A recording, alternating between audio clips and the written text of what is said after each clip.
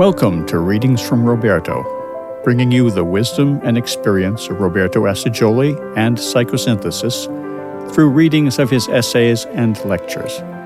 We hope you enjoy this and gain a benefit that can be shared with others.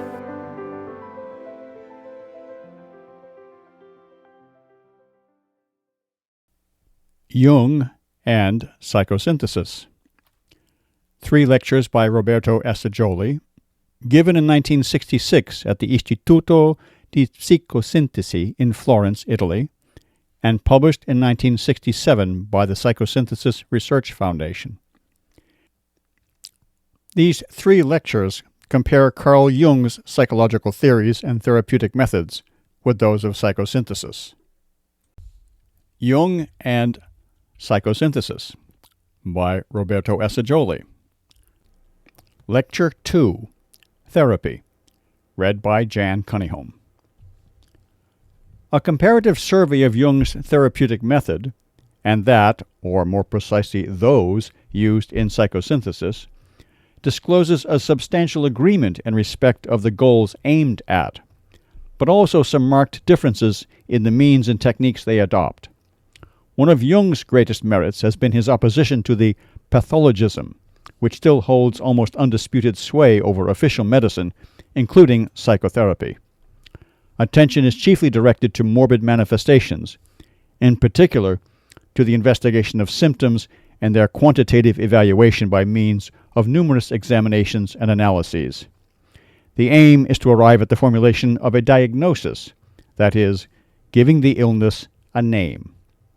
This accomplished, one proceeds to fight the disease, often by bringing medicinal big guns to bear on it, with little concern for possible damage to healthy tissues and organs. Recently, however, a reaction against excesses of this kind is becoming evident in the ranks of official medical circles. Books and articles have appeared recently that outline physical and psychological disturbances and illnesses produced by the inappropriate use of medication. A step in the right direction is being taken by a number of doctors endowed with a humane approach and a sense of relativity in affirming that in reality there are no diseases, but only diseased individuals, in each of whom the same kind of morbid state assumes different characteristics and takes a different course. But up to now, only a small minority take this point of view and give it sufficient importance. This represents, however, but an initial step, which in itself remains inadequate. We are still in the pathological field. The further and decisive advance, which may seem revolutionary, is to start from the health condition and regard man as a fundamentally healthy being, in whom some organ may be more or less temporarily damaged or malfunctioning, but whose biological forces are always tending to re-establish harmony, the healthy state. Many symptoms then cease to be thought of as direct expressions of the illness, but are seen as defense reactions of the healthy organism against morbid agents.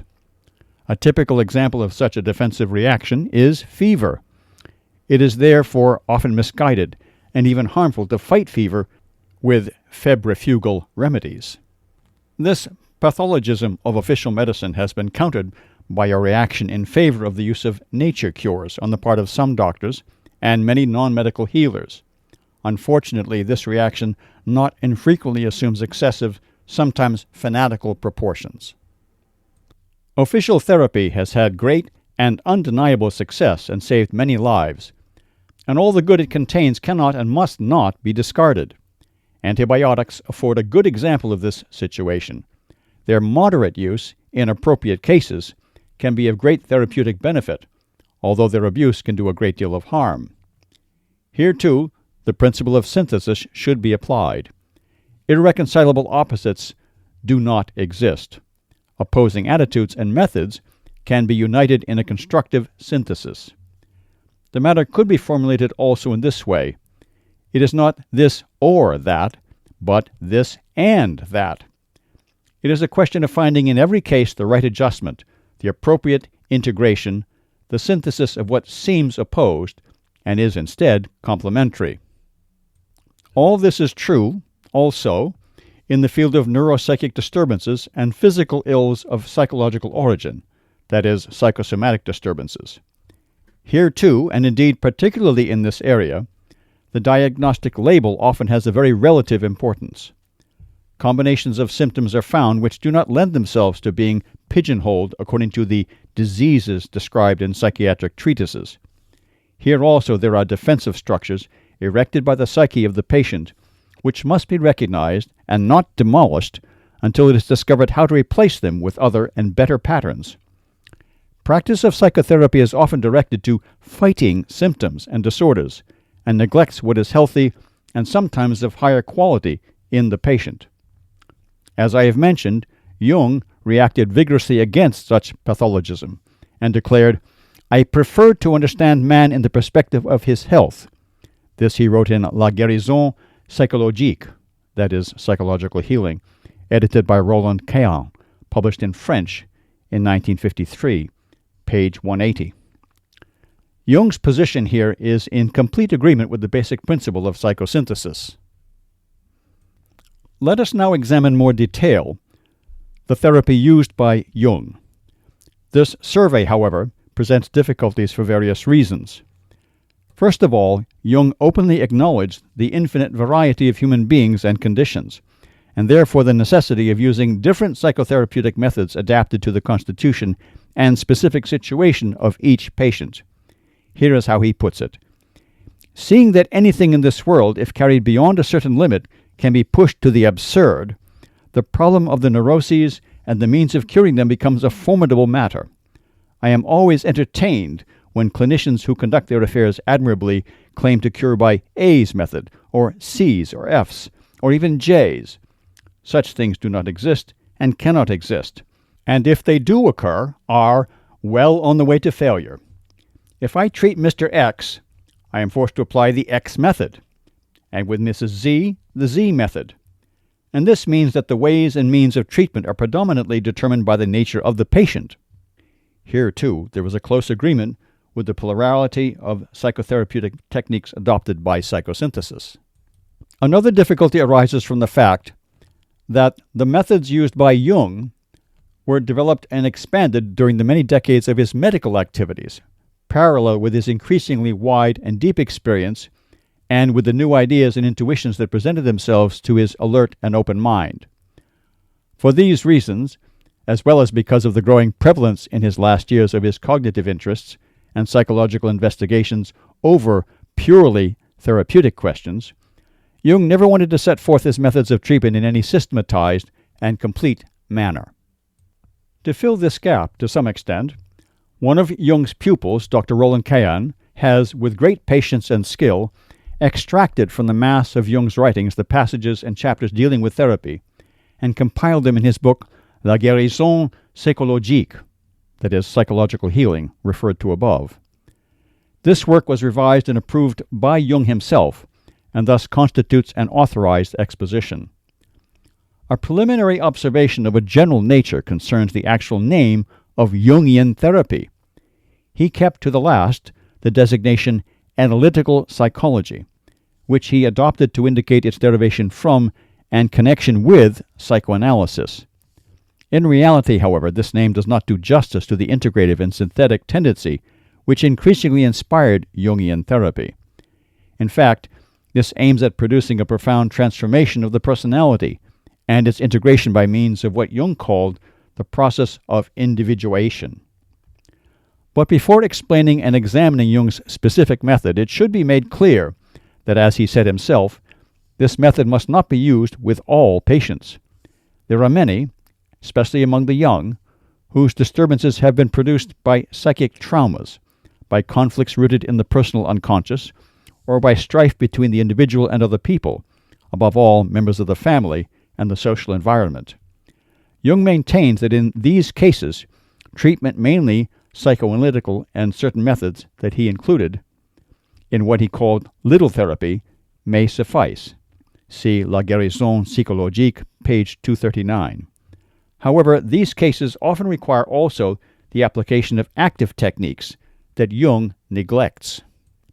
On the other hand, there is a broad group of patients whose disturbances are the product of crises and deep conflicts of an existential kind, which involve fundamental human problems about the meaning and purpose of life in general, and about the individual's own life. It is to be remarked that not infrequently the patient is not aware of these deep-seated causes of his illness, and it is the treatment that renders him conscious of them and then helps him to eliminate them. The principal aim of Jung's method, as elaborated by him during the last period of his active work, is the liberation of the individual from the influences of his personal unconscious and of the collective unconscious, by means of a process the phases of which can be indicated as follows. 1. Clear vision, or the above-mentioned recognition of the nature and causes of the illness. 2.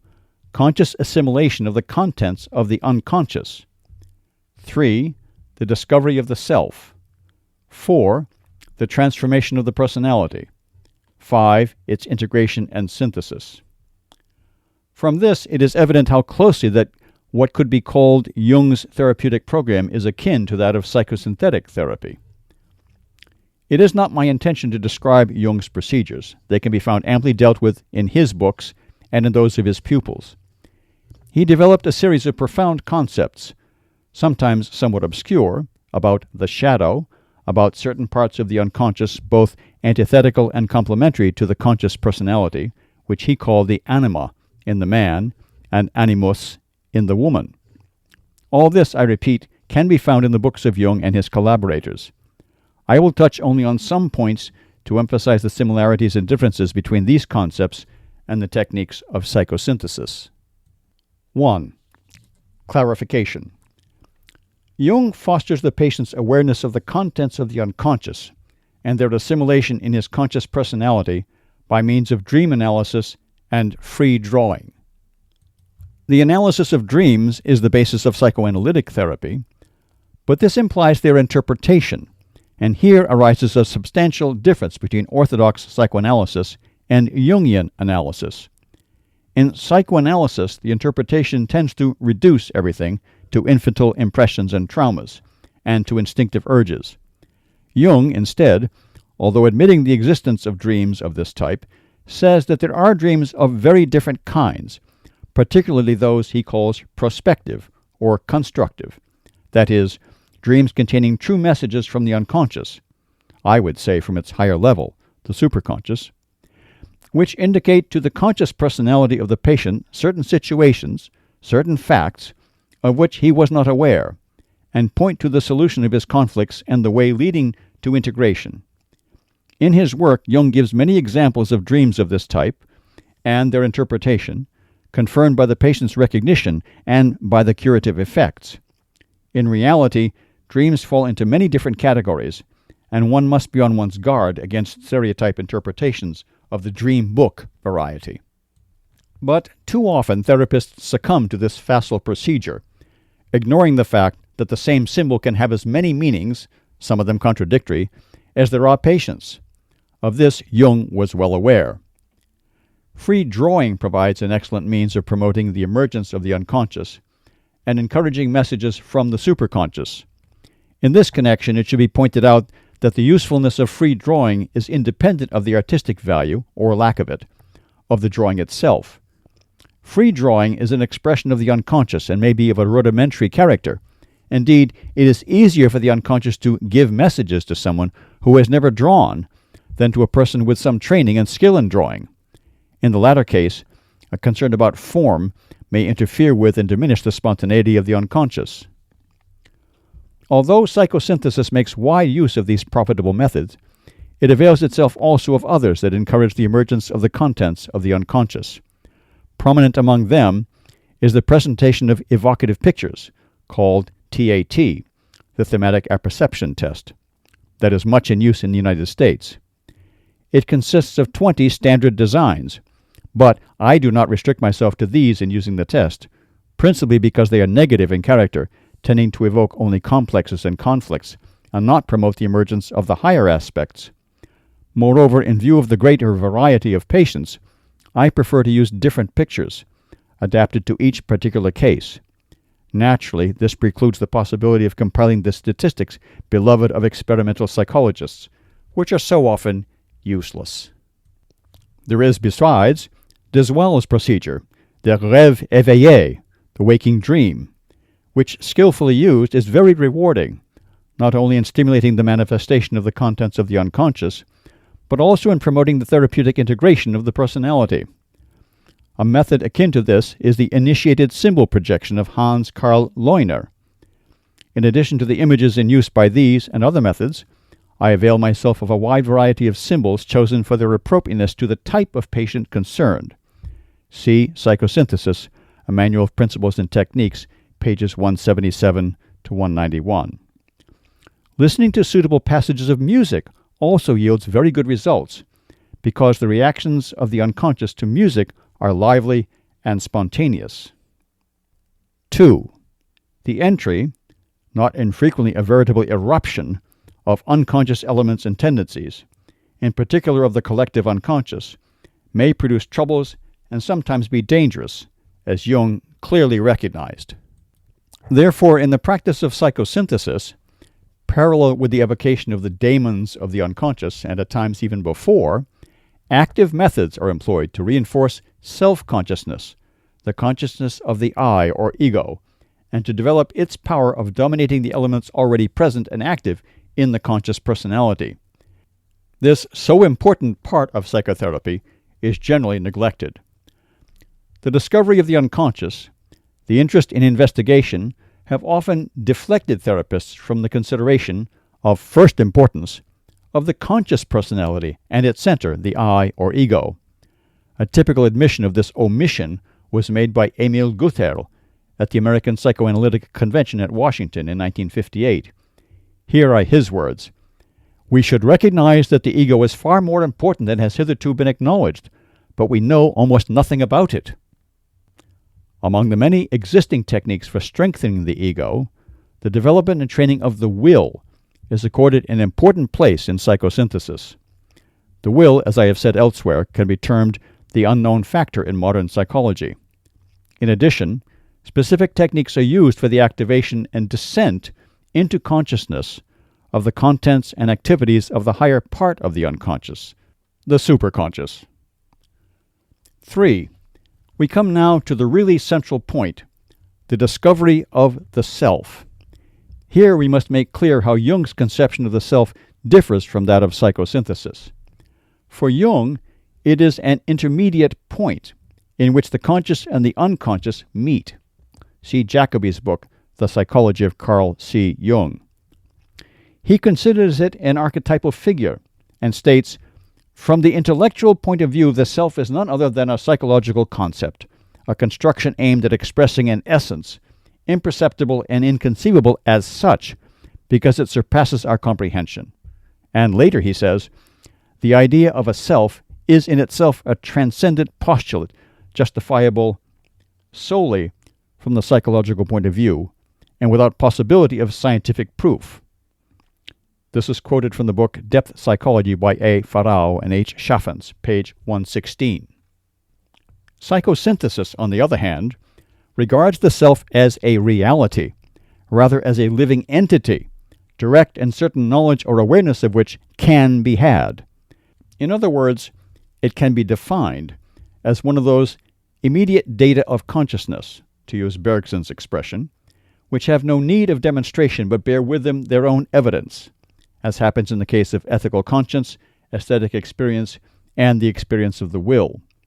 There is a considerable body of testimony in support of this.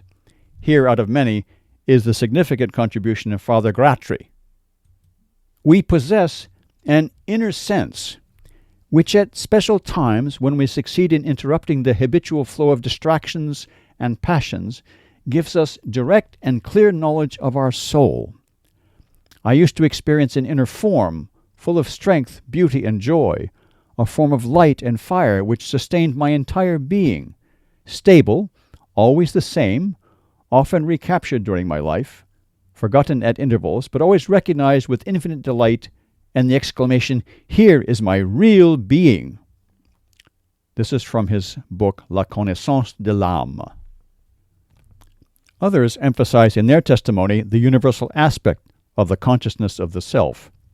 Hermann Kaiserling, for instance, writes this: "That which is deeper, more substantial than the individual is never the general, but the universal, and the universal expresses itself precisely through the individual, and the latter becomes more universal in the measure in which he becomes deeper. That's from his book, The Problems of Personal Life, page 167. We have here an example of the coincidentia oppositorum, of the fact that terms which rationally, according to Aristotelian logic, appear to be opposites, but are not mutually exclusive. Life is a continual synthesis of opposites. Even biological life incorporates a delicate equilibrium or homeostasis between antagonistic systems. The twofold aspect, individual and universal, of the self is indicated in the diagram below. See the so-called egg diagram at this website. Of man's psychic structure by the position of the star, which is partially outside the periphery of the individual psyche and partially within it. The former indicates the union of the self with transcendent or ontological reality, the universal self. The latter, the relationship with the individual superconscious. The ego, or conscious I, is an emanation from or projection of the self, and can become aware of it in various ways and degrees, can identify itself more or less completely and temporarily with the self. There is, I repeat, no conflict between these two aspects of the self. Far from opposing each other, they integrate with each other. As an Oriental writer has lucidly put it, no identity, that is, self-awareness, can exist without universality, and there is no consciousness of the universal without individual realization.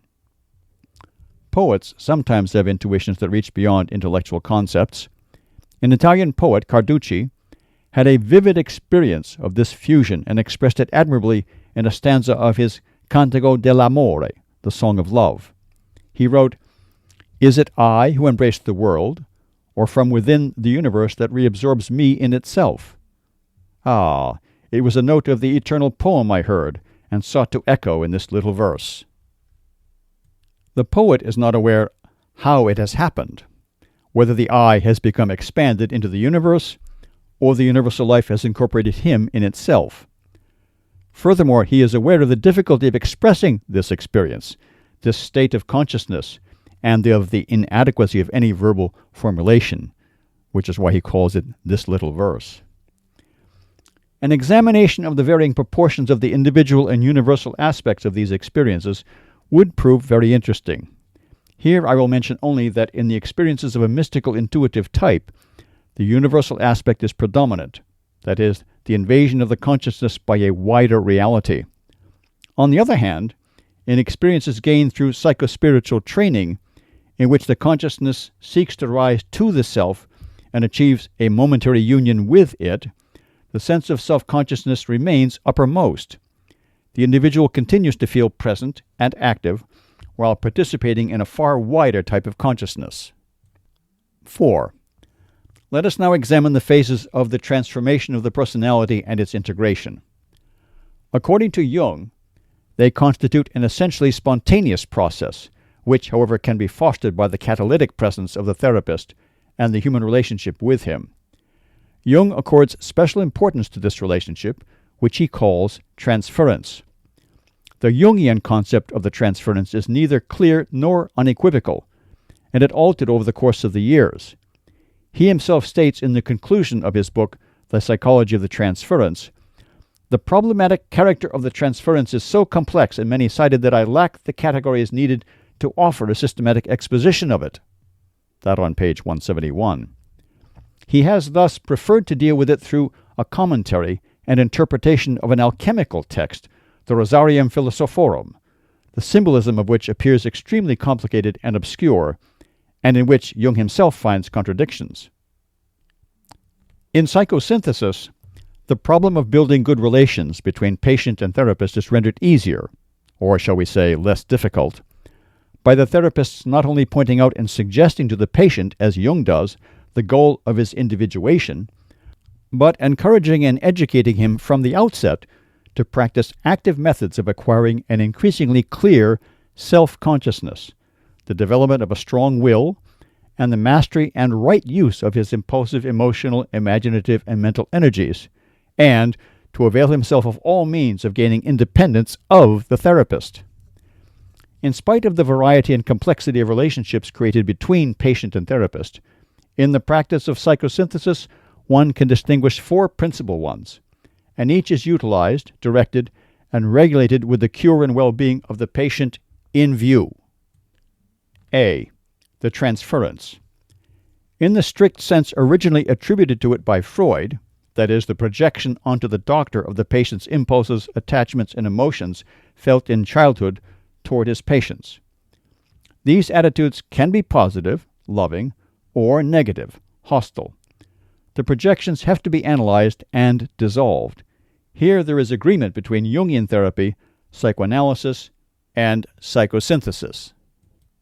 B. The specific relationship created by what may be termed the therapeutic situation. In it, the therapist represents and exercises an essentially paternal function.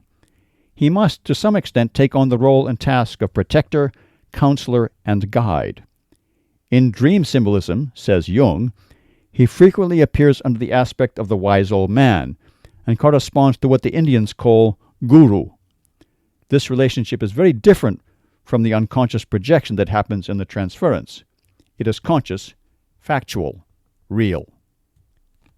At this point, the reader should refer to the diagram of the external unifying center at the website. It is indicated in the diagram by the star outside the psyche of the subject, which acts as a link or bridge between his ego and his self. When the ego fails to reach consciousness of the self directly, or vertically, it can be effectively helped by the therapist, who represents for the patient someone in touch with his own self, and therefore becomes a model, or even a catalyst. C. A human relationship, which is developed as the treatment proceeds and creates psychological reactions at various levels and of different kinds. A detailed examination of this cannot be entered into on this occasion. I may say only that the therapist's delicate and difficult task is to maintain this relationship within proper limits and, one might say, at a high level, assenting to its positive or constructive aspects, but resisting the attachments, demands, pretenses, and attempts to monopolize on the part of the patient. It can be done with firmness coupled with tact and kindness, and the patient made to understand how these attitudes, while they may provide temporary gratification, are in reality harmful to him. The transition from the second to the third type of relationship is valuable, even indispensable, for a variety of reasons. Above all, to promote the patient's growing autonomy, then to eliminate the tendency, rooted in moral laziness, to lean on someone else, unload his own responsibilities, and get himself led by the hand. Further, to prevent the crisis of the patient's discovering human imperfections in his mentor and helper. It happens easily, one might say inevitably, and disappointedly switching from excessive admiration and obedience to criticism and hostility that is equally excessive. D. The resolution of the relationship at the conclusion of the treatment. This is a critical point and needs to be handled with wisdom. I have said resolution and not termination of the relationship, because the conclusion of the treatment can frequently happen very gradually and almost imperceptibly, and also because the positive relationship can continue afterwards in some form, either as a friendship or collaboration, or both. Often the cured patient is able to understand and help other ill people better than the so-called healthy. In this way, the improved patient can, even before being completely cured, collaborate and maintain a constructive association with his doctor. These patient relationships, and in general the whole therapeutic process, demand adequate training on the part of the therapist, not merely scientific and technical, but above all humane and spiritual. Jung was well aware of this need and expressed it explicitly. Here is a statement of his on this point. The recent development of analytical psychology gives a prominent place to the personality of the doctor himself as a curative or harmful factor, and demands the inner perfecting of the doctor, the self-education of the educator. Jung therefore strongly insists on the necessity of a didactic analysis. In other words, whoever intends to practice psychotherapy must himself submit to a psychological analysis by another psychotherapist, In fact, says Jung, the doctor will not spot in the patient what he does not see in himself, or will be unduly influenced by it. This he says in La Guérison Psychologique, page 237. Psychosynthesis is fully in agreement on this point. Two things are worth noting. The first, that when the didactic psychosynthesis cannot be managed, the therapist should put himself through an auto-psychosynthesis. It may be recalled that a non-orthodox psychoanalyst, Karen Horney, is in agreement here, as evidenced by her book Self-Analysis, which was published in 1942. But she restricts herself to the limits imposed by psychoanalysis, and does not enter the field of psychosynthesis or take into account the higher elements of the psyche. In psychosynthesis, on the other hand, the therapist can avail himself of a greater number of aids in the form of active techniques, which he can apply to himself and experiment with. I would say that every one of us, but in particular every therapist and every educator, can be considered a living laboratory in which the occupant is experimenting for 24 hours a day, as this includes dreams. Moreover, it is not indispensable that either didactic psychosynthesis or auto-psychosynthesis be concluded before beginning psychotherapeutic practice. The need in this field is so urgent and wide that anyone willing to devote himself to it should do so as soon as his training permits, even if lacking in some respects.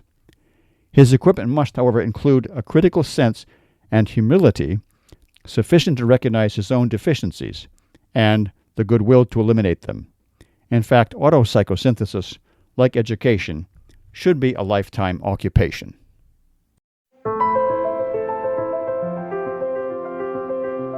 Thank you for listening to Readings from Roberto, and we hope you will tune in to our next reading.